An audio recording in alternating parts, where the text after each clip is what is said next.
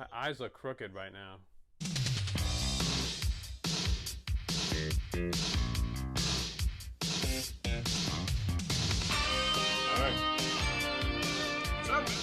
All right, folks. So we're back. We're trying something new because schedules don't always match up, and we've both been traveling the world with exotic men, and so true. We have Seth calling in on the line, and here he is now. We're going to be talking about Succession. We weren't around for the first season to do any reviews, so we're going to kind of do a quick of the first season, maybe just talk about the show in general, and then we'll talk about the first 2 episodes and how the show's going so far this season. Seth, what are your thoughts on the show in general? In general, I looked at it, like I said, as HBO's wanting to have their own Billions type show. And then it's so much more than that. It's like a Shakespearean family fucking power struggle with hilarious comedy mixed in with it. Like, it's super fucking dark. Hilarious. It's hilarious. Yeah, very dark humor, unexpected. For Adam McKay and Will Ferrell, too, especially, like, my favorite music in any TV show since a fucking Nicholas Winding Refn thing. Like, the music, I miss so much. That title sequence, that song and shit is so dope. Do they still produce it together? Because didn't they like split up their Sanchez thing? No, but they're still co-producing the series. Oh, okay. Yeah.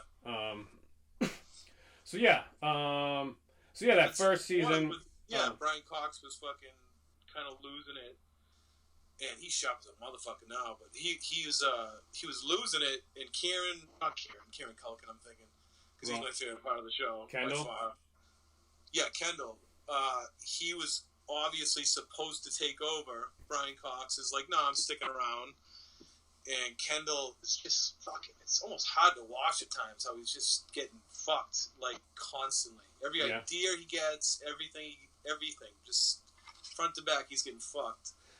No. And he feel bad for him, too, because he's the addict, he's got kids, he's got a wife and shit. And he's like a fucking asshole that I love so much that I want to name my son after him. Right.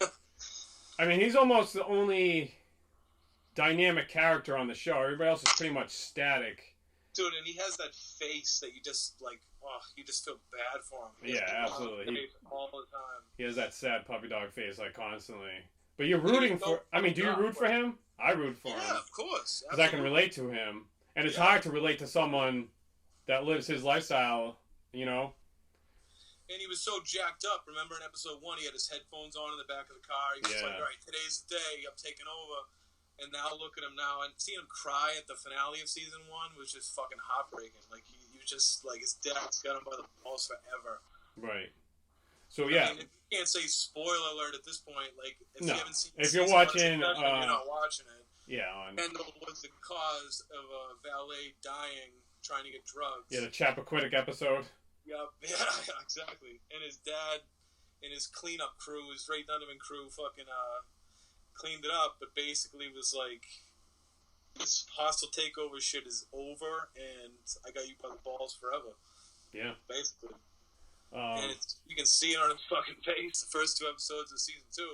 Yeah. For sure. I mean, do you think it's possible for him to be able to pull himself out of this dark cloud? Is that you think the show? You think this is the type of show that would go in that direction and would have a happy ending for him? No. Yeah. I don't. But honestly, at the end of episode 1 of season 2, I was like, I couldn't tell if he was still secretly trying to do the hostile takeover shit. Like when he was talking to Sandy and the other guy, I couldn't tell. Right. I was like, I can't read anybody on this fucking show. Everyone's like, such a snake. Absolutely. Like, you just really can't read anybody. Except Roman's fucking hilarious. I was gonna say Roman is probably the only one that you can read because he's always gonna be he's who he is, and that's such an asshole. He doesn't have anything to hide. He's just who he is, and that's Dude, what, you know. He called the lawyer and was just like, I need an idea. Can you come over? And she's like, we're in the middle of a takeover. He's like, fuck you, and just hangs up on her. It's the fucking funniest scene. Right. It's fucking hilarious. Yeah, he's probably my number 1 favorite character, and then number 2 is Greg. Greg is chopping it up. Yeah, Greg is chopping it up, and I love Greg. Greg is the best. And Tom's a prick, but I love him just because he's such an asshole. I think he's my least favorite character. Yeah, I hate him. I despise him. But he's a good character because he makes you feel all that shit. And he does say funny shit. Right. Did you notice in episode 2 where he starts off and he's like, it's such a great day, and like he's just having a good time, and then by the end of the episode, he's wrapped up in a scarf, all sick, being all passive aggressive. I'm gonna sleep in the other room or whatever the hell he said to Shiv. Yeah. And after Shiv, like, after waiting all that time, told him that he's like, I thought this is what we planned for me. And she's like, yeah, sure. Yeah. Absolutely. She's not going to give up the family to some loser. That obviously, Do you trust Brian Cox, though, that he really wants to bring Shiv in? Because I don't trust that motherfucker for... No, he's going to drop dead running that company. Obviously, he knew that she had an affair and he still married her because he so desperately wants to be part of this money-making family. Why would you trust him? How much shit did he give Greg about fucking you're gonna go to Staten Island? Well, why don't you fucking take the ferry there, Greg? Like, just talking, just such a piece of shit. Although he to his credit, he is the one that kind of brought Greg in. Otherwise, he would have probably gotten kicked to the curb. Well, dude, Greg's done a lot for fucking Tom at this point. Yeah, I know. He's like his go-to guy. Right, but so many skulls, 50 skulls. Like 50, that's a lot of skulls. Yeah. Greg he's just the fucking best. The worst is Connor Roy, the brother that's just the useless. Oh, you know what? Yeah. He's the worst. There's no reason for him to be on the show, but then again, there is. One of them has to be a complete loser. Dude, when Roman said maybe you should work at a CVS before you apply to be president of the United States, that was the fucking funniest line of the episode. Right, maybe a CVS, something like that. Yeah, he's a fucking useless tool, but I guess you kind of need one person to be like that in the family. He married like the whore that fucking Roman was fucking or something like that. Something ridiculous. Yeah. You know what the best moments I find in the show are when it's just like a sibling on sibling thing, or when it's just like a group of the siblings. Like in the first season, there was them all like smoking a joint together. Right? Yes, yeah, and then there was a couple of moments like that in this season so far, and those I feel like Kim goes out and she's smoking with Kendall and just talking to him. Yeah, like that. Those are the best moments of the show. Yeah, they're very standout. And the few moments when Roman's serious, even though you can't really trust him being serious when he's being serious, you can't help but love him because he's just such a fucking great. He's the asshole brother. Like, right. He's just the fucking asshole brother. Yeah, he's.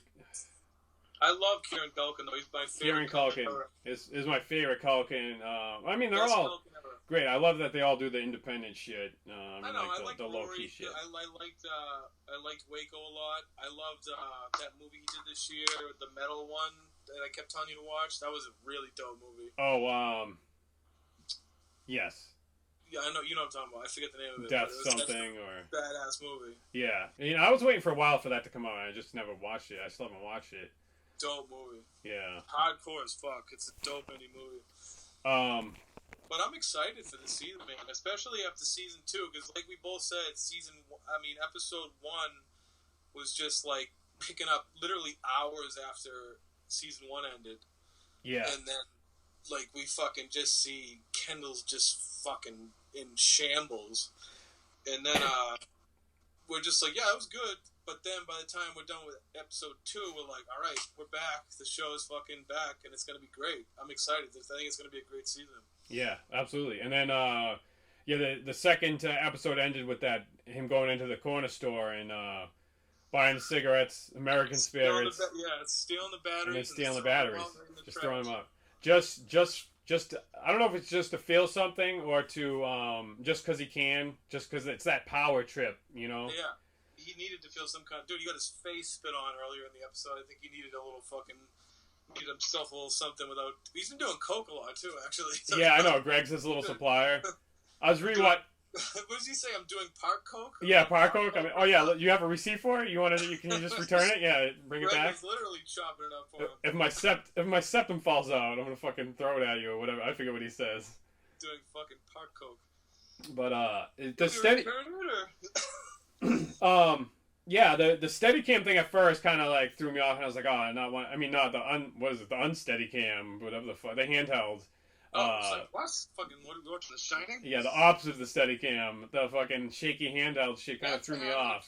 That's kind of an Adam McKay staple, though. Like, yeah, absolutely. Like, all of his shit has had that. Right. So yeah, like it took me a while to get through the first. I mean, I watched the first episode, and I think I watched like 2, and then I just kind of slept on it. And then you ended up watching it, and you fucking plowed right through it. Yeah. And you were like, so good. You gotta watch it, dude. You gotta just go through the rest of the season, and I eventually did. I was happy that I did. When you reach the end, because we watched the finale again together afterwards, and we're like, this is fucking. That's what really gave it that, like, this isn't a comedy. This is like a Shakespearean tragedy, like fucking family old power struggle type story. Right, but I watch it for the comedy, and the thing is, it's you know, you get a lot of the corporate jargon. And Jargon, whatever the fuck you say. Jargon, you got a lot of that, and you don't. A lot of times it's like you miss stuff. Cause I mean, at least I do, because I'm not a fucking a wheeler and dealer dude. I don't, you know. But I am, but I just I don't. Yeah, you just play dumb for the people. But the actors are so good. You know when something's good and when bad. Like they you know, it's like when you watch a doctor show. You know what's good and bad. Right. Just by their interactions. So that's a good point. That's a testament to them. You can read the room, like, you know what I mean. You can read the room based on no matter what the fuck they're talking about. Yeah, exactly. You know that Roman never knows what he's talking about. Yeah. Literally, when Brian Cox said your brother's right, get rid of the company that he spent literally the whole first season trying to acquire. You were just like, fuck.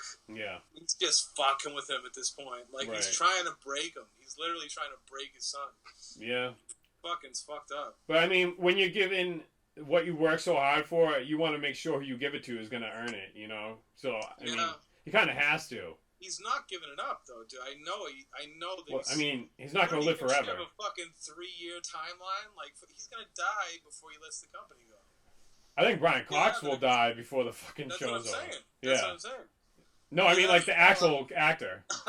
Okay. Either that or someone will have him fucking killed. I always get nervous when, like, a new show starts and I like it and there's, like, an actor like him. I was like, he's been, like old for so long. He's looked exactly the same for, like, years since I can remember. And I'm like, he's just gonna die. Dude. Thank God, fucking The Sopranos. Imagine if he died when The Sopranos was still on. Oh, man. It's tragic enough he died when he did. That would have been fucking oof. Right. But, yeah, it's probably... Is it, after Westworld, the best show on HBO right now? Yeah, absolutely. I haven't watched Euphoria yet, and all I'm hearing is great things and shows that are comparing it to movies. I'm watching it after I get through Mindhunter. Ryan really likes it a lot. Like, she really likes it. And the first 2 I saw, I didn't have HBO for a while, but they're entertaining. It's definitely got a style to it too. It's got a cool soundtrack. It looks like it's got a cool soundtrack. Yeah, I don't know how something can look like it would have a cool soundtrack, but it has that look to it. I would compare it visually to what was that movie with Zoe Kravitz that we like, Gemini? Yeah, Gemini. Yeah. I would compare it to that visually. Mad Purple. Yeah. I like it. Yeah, it's definitely got that look to it. And she loves it, and she only likes good shit. Like I said, she literally watched the new season of Mindhunter in fucking 18 hours or something like that. Yeah, which I understood once I started it today. I mean, and I started last night, fucking sleeping on it. Fucking so good. But I could rewatch both Successions right now though. Like before the season, and it's one of those that you can watch your favorite episodes. You can just watch. I watched that. I was like, I've got to see the pool dive with the therapist. I just watched that, and I was like, this is fucking great. Chopping up all stoned on Thanksgiving. Oh, that's great too. But yeah, when Roman's like, I didn't think he would actually do it when he tells him to dive in the pool, and he dives head first breaks his teeth or whatever into a 4-foot pool. Fucking knocks all his teeth out. I didn't think he would actually do it. Is the best fucking response ever. I know. Oh, that's the one where Kendall goes on a bender in the end too, right? Yeah, the whole thing. He's smoking crystal meth. He's like, I never smoked meth before, and he's just fucking doing fucking whatever comes up, howling like a wolf. Yeah. The show's. You're right. I do watch it for the comedy, but I watch it also as a serious show. Like, it's definitely got some darkness to it. And dude, tell me every time you hear the theme for that fucking the main theme. Every time I hear it, I'm just nodding my head because I know a composer / beat maker made it. So I'm just like, I know that this what kind of fucking theme song for a show has an 808 bass line in it? Like, It's it's great. It's the greatest fucking intro theme ever made. Yeah, I'm very appreciative, and yeah, it's one of those theme songs like Twin Peaks or anything. Like as soon as it comes on, you're just like, oh, here we go. Just I could listen to that in my car, just fucking. Absolutely. Listen to that shit. I want to hear So someone, good. kick some rhymes to it. No, I don't. It would just ruin it. No, you just play it at the beginning of the show. Yeah, I got carried away. I'm sorry. Play it at the end of the show, right after the show. Play it at the end. That would be great. Chop it up, chopping it up. Chopping it up. Yeah, looking forward to it. I don't know when Westworld season 3 is supposed to come out, but I thought it was supposed to be soon because I know it just got signed for season 4. Maddie was telling me today. Yeah, I think sometime later in the fall. And Shiv. What do you think about Shiv? I don't know how I feel about her. She's hard to read. She is, but I like her. She's a great actress. I think she's very capable. She's really smart. She's really capable. She's probably the most like the father than any of the other characters, I would say. Like, you really, like, she could do something to take over outsmart everybody and you wouldn't be shocked by it, you know what I mean? Right. She just seems to me to be the most like Brian Cox's character. Yeah, that's a good observation. I would agree with that. She's the most dangerous, in other words, I would say. Absolutely, yeah. She's probably the most level-headed. Yeah, and she just keeps this idiot Tom around just out of fucking habit, I guess. Yeah, what's the Tom thing for her? What's his name from Talk Radio? She just tossed him to the side to work for the old man. What's his name? Fucking, the guy from Talk Radio, the guy the political guy she was working with. Oh, right. Yeah. That dude. That fucking guy. Fuck. What's his name? That fucking guy. Anyways, what was I going to say about it? Yeah, so, what do you think what is the Tom thing? Why does she need Tom around? I don't know. Fucking being married, stable home, adult type shit. I don't know. It's something rich people do, I guess. She just had the affair with that other dude. She told Tom he didn't go nowhere. She knows he ain't leaving. Right.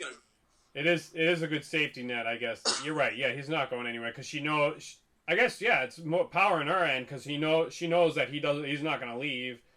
No. So yeah, you're right. Fucking why not? Keep this idiot around. Throw him in the fucking amusement park job. Keep him happy. Fuck yeah. Have him fuck up the media department with Greg the motherfucking egg. I see you, Greg. I like it. I fucking love that line. Greg the motherfucking egg. I see you. So we'll do another one of these if this comes out good, which hopefully. Whatever. And the podcast, me and Ryan are doing 2 podcasts this week. Dose. And we got a surprise on the first one, the David Lynch one. Which Naked Guy? We got lists from a couple guests, some top 5 David Lynch works, and it's going to be good. I got a feeling it's going to be way better than the first one, and it's going to be fun as hell. So, and we got another one planned. We got a surprise planned for the first one. You're going to have David Lynch call in? He is calling in. He's one of the people, yeah. Twitter fans. Hello, DavidLynch.com members. No, when he had that fucking website? Yeah. Dude, he was like a pioneer. Well, I don't want to go into a David Lynch thing, but if you read his book... on this week's episode of Style and Grace, though. David Lynch. All right. Russell's list, he'll be on that shit. Mike Knight's list, of course, he'll be on that. Mike Knight. David Lynch will be on. And, Morning, DavidLynch.com members. No, you should just do the whole episode like that. I just gotta paint my teeth brown. I look just like him. You should, you should record that and then have him call in, Fucking send it to the David Lynch Foundation. Now you can't do it. We just revealed the secret on the show. Fuck. Sorry, fucking cut that part out. Damn it, babe. Alright, hopefully this isn't a piece of shit, because then we can do it every night. Yeah, naked. Fucking shirtless episode Tuesdays. That's a great idea. Get my pump on first, yeah? Just fucking clip the lavaliers to our arm here. Nipples. Like this. Yeah. Mix up some angles. Well, that's a great angle. I'm glad you cleaned up the place. I know. It looks like a porn set. We had a shoot here earlier. Yeah. Couple, actually. Why stop there? She went after That this. was more. All right. All right, cut this motherfucker pot out. Yeah. Hopefully it works. All right. Style and Grace this week, babe. Brush your teeth.